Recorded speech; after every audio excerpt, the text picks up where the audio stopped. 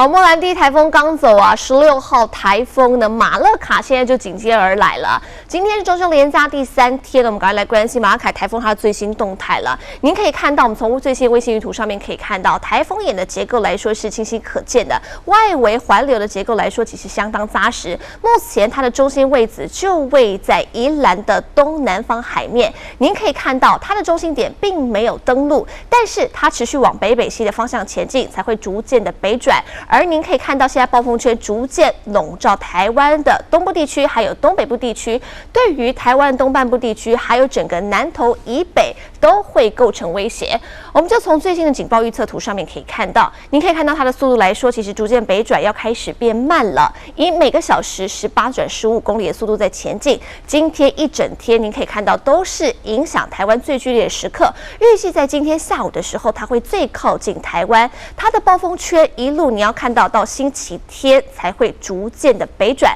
预计要到礼拜天的凌晨才会趋缓呢，往日本的方向在前进。虽然对台湾来说中心点是不会登陆，但同样您可以看到它是一个擦边球，因此会为北部地区还有东北部地区带来豪雨等级的雨量。我们就从最新雨区预报图上面来看啊，您可以看到昨天深夜一路到今天早上8点，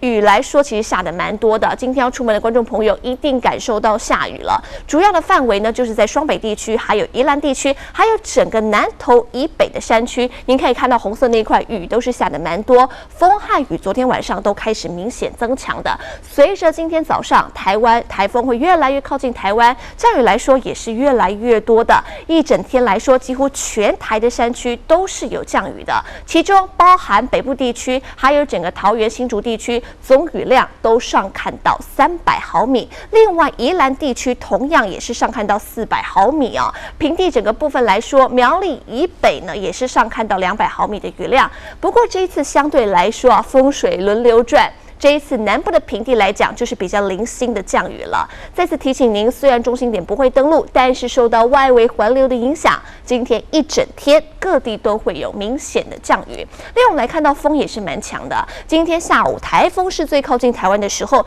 因此整个大台北地区，包含的是大台北、宜兰、花莲地区都有强阵风，其中呢，宜兰恐怕吹起11级的阵风哦。另外，大台北还有花莲地区也有9到10级，而且呢，兰屿、绿岛更是有12到14级的强阵风。提醒大家，东南部的沿海都是会有长浪。今天大家连假期间还是避免前往海边活动。